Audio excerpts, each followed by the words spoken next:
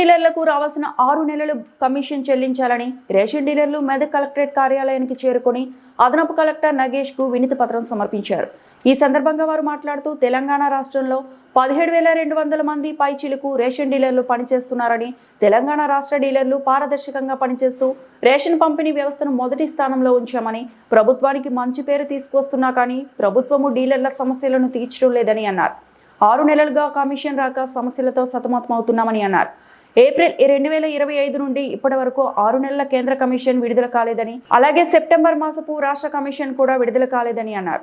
దీనితో రేషన్ డీలర్లు ఆర్థిక ఇబ్బందులకు గురి అవుతూ అప్పులు చేసి రేషన్ షాపులు నడుపుతూ తమ కుటుంబాల్ని పోషించుకుంటున్నామన్నారు. పండుగల పూట డీలర్ల కుటుంబాల పరిస్థితులు ఘోరంగా ఉన్నాయని వాపోయారు. డీలర్ల ఆర్థిక పరిస్థితులను దృష్టిలో ఉంచుకొని డీలర్లకు రావాల్సిన మొత్తం కమిషన్ విడుదల చేయాలని ప్రభుత్వానికి విన్నవించుకుంటున్నామన్నారు. రాష్ట్ర కేంద్ర కమిషన్ రావడం లేదు. ఆ కమిషన్ వెంటనే విడుదల చేయాలని కోరుతున్నాం. అంతేకాకుండా దసరా మనకు పెద్ద పండుగ.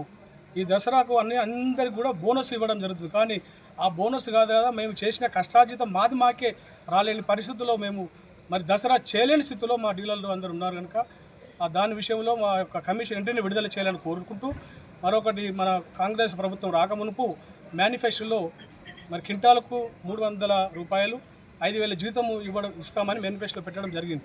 దాని ఇంప్లిమెంట్లు చేయాలని మరి కోరుతూ మీడియా ద్వారా తెలియజేస్తున్నాను. మరిన్ని అప్డేట్స్ కోసం మా ఛానల్ని సబ్స్క్రైబ్ చేయండి.